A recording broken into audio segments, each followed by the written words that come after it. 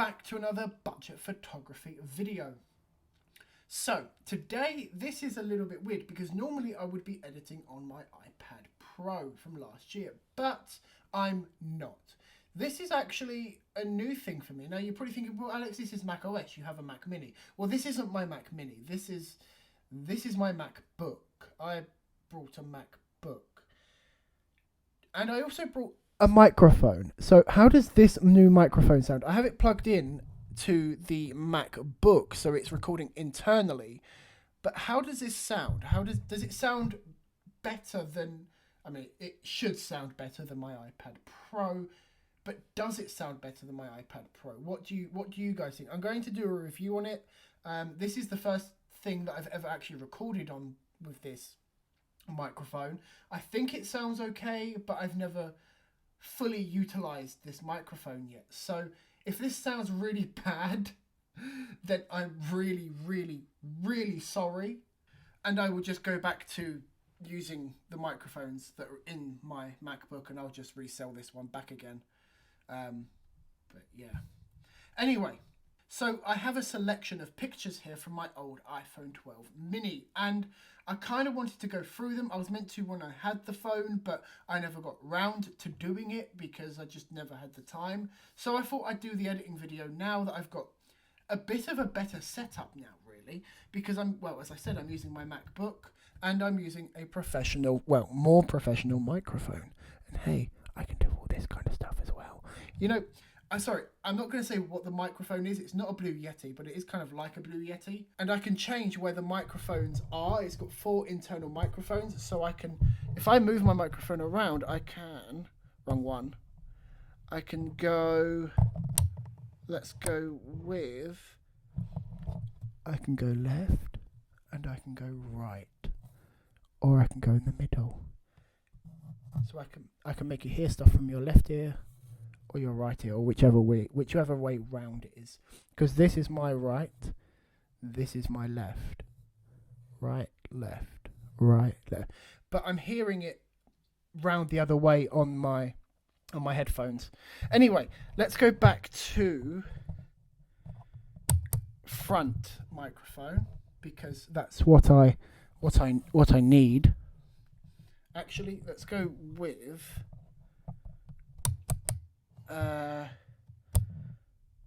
we'll stick with the front one so you guys can hear me properly.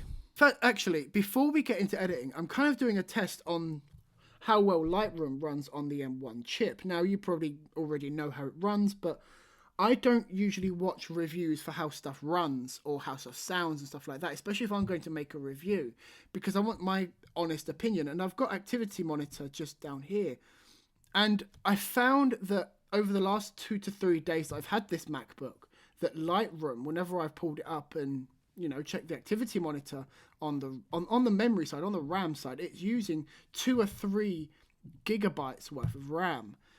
So that is something to think about. Anyway, I keep sidetracking. So let's go and have a look at some of these shots. Let's go with this one, actually, this top one here. And I think what we'll do is we'll just put this sidebar away. And we'll go straight into the editing tab. Now, this is a pretty decently exposed image. It's not overexposed. It's, the shadows are all nice and exposed for, and the sky is all nicely exposed for. So we haven't really got to do much to it. I might actually just chuck a preset on this and be done with it, really. You can actually see it changing the settings as I scroll through the presets here. So yes, these are Peter McKinnon and Chris Hugh presets.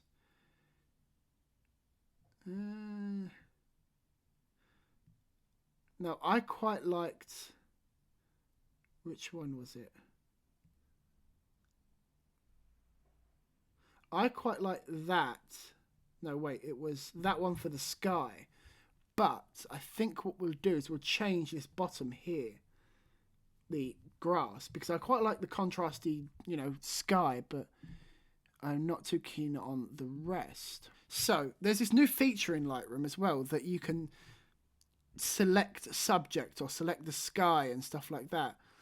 And I'm going to use the linear gradient because that's what I need to do, and that's not where I want it.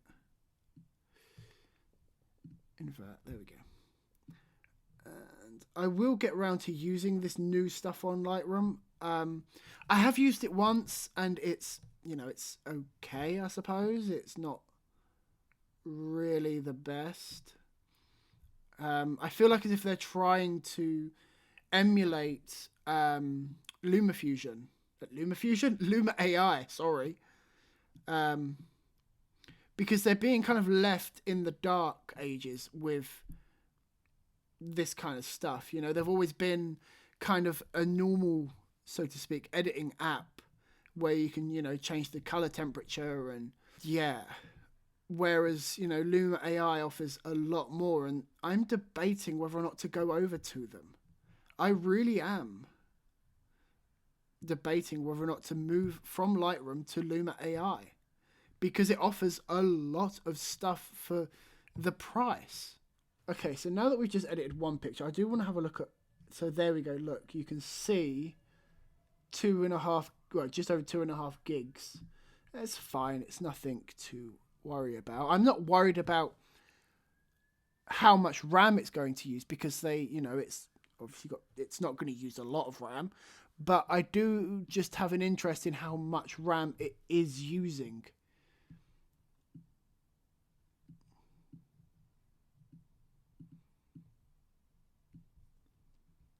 Because I just have an interest in it, really. So I'm going to go from here as well, which probably seems a bit weird, considering of how I've just edited this. But I want to take some of the blacks out of the sky, because the sky is too dark for my liking.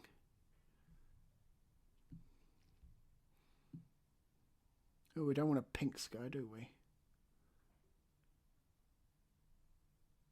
There we go. So I'm not really going for the natural look. I wonder what would happen if I did... Yeah, nothing. So you can see the original and then my edit just there. So yeah, I'm not really going for a natural look. I'm just going for my kind of look of what I like.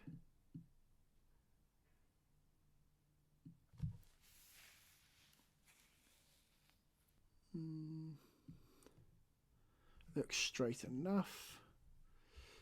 I still don't like these bits up here. These corners here. We've got some stuff going on just there. So I want to get rid of it. So put the color and lights tabs away. And I think what we'll do is we'll do some vignetting. But actually we will fix any corrections. I think what we'll do is we'll do a reverse vignette. So to counteract the vignetting within the image kind of thing. So we'll put in some vignette on the white side rather than a black vignette to counteract the black vignette that is on there, I think because of the lens. So we'll just bring it down to about 10. That looks perfectly fine to me now. That actually... And that's what we're left with. So let's have a look through the rest of these. So these are live pictures that I've taken, and I've then turned them into long exposures because, well, apart from these two, because I really do like long exposures, especially water. I don't know why, I just really like long exposures of water, like there. So that's what the shot should have looked like, and then that's the long exposure of it. Now, obviously, because this is a... let's have a look at some of the information. So what do we have? So we've got the location, 26th of September. So we've got an ISO of 25, 1/290 per second. We got the typical iPhone codec just there. Let's see what we can do. I don't think we're going to be able to do much, but let's have a look, shall we? So I think we'll try with a preset. Might be the best kind of way to go. Oh God. Okay, so none of them actually fit this, which is fine. It's perfectly fine, but they just don't fit. So I think we won't use a preset then. So we'll look at the exposure. We'll have a look at the exposure. So what can we do with it? So we can bring that down, and we can bring the blacks up, and we can bring the whites. Oh, no, we won't bring the whites up. That just looks horrid. Bring the whites down. We'll lift some of them shadows so we can bring out some of this railing here. Not that it's very interesting, but hey-ho. We'll bring in some contrast, and we'll bring down the highlights. We'll bring up the we'll bring up the exposure a little bit, and we'll bring in some more contrast. So you see, this isn't really editable, so to speak. You can see quite a bit of motion there from the live picture, which is really annoying. So I think we'll skip this one, and we'll try the original that's actually still. So we'll bring the exposure. I don't know if I want to expose the trees more. Or, yes, okay, I got it, whatever. Or, I don't know, let's have a look at them zoomed in. I mean, they look like a typical phone print. Phone print? They look like a typical phone image, really. So I think we'll lift the shadows, but we won't lift them that much. Let's have a look at them whites. So we can drop, does nothing. Drop the blacks. We'll drop them a little bit. We'll bring in some contrast, and then we'll go into colouring, and we'll bring in the yellow, and we'll look at the reds. Does nothing. Ah, there we go. Right, so what colour do we want? I'm going to go with a nice orangey warm colour, and I'm going to saturate the hell out of that. And then to about there.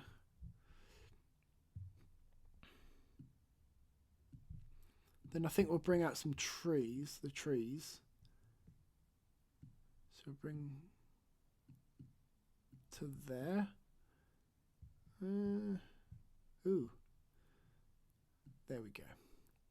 And that is what we are left with. So let's move on to the next one. I think we'll do one more. Maybe not that one. And we will have a look at what we can, bring back. So as I said, you can see that I have edited some of these already. I was just mucking around with the live feature, to be fair, in some of these. That's absolutely horrid. And then this was from the documentary that I made about brutalism. If you haven't watched it already, by the way, go and check that out. Go check it out. Check it out. Go check it out. Pause this video and check out the brutalism architecture documentary that I made. Let's have a look at the activity monitor. So, again, look, it's risen up to 3.5 gigs. Again, it's nothing to worry about, but it is something that is there. And there's the horrible zoom on the iPhone 12 mini. That's quite a dramatic shot. I quite like that, although I don't like the fact that there's a can just there. I reckon we could do something with this.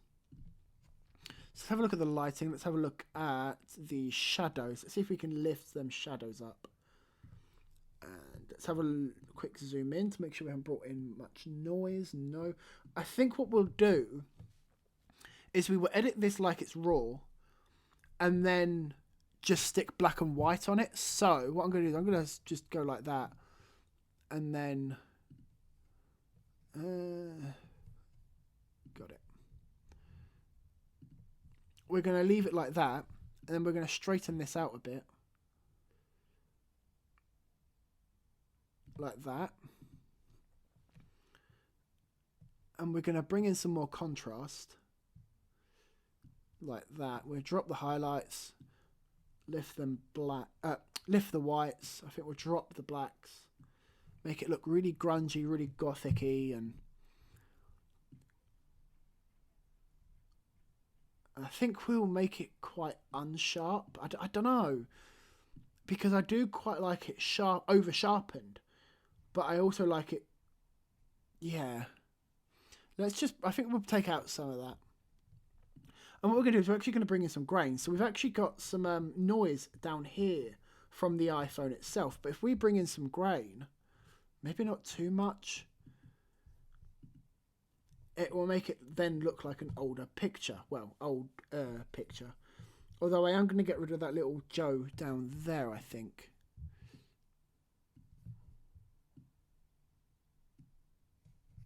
Yeah, because I totally want to do it from the sky, don't I, Lightroom? Go there.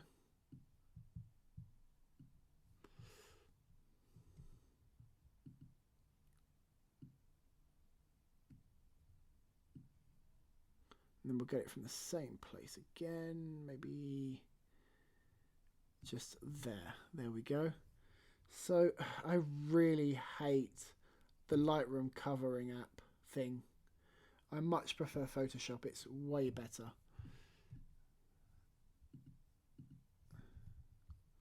It is so much better.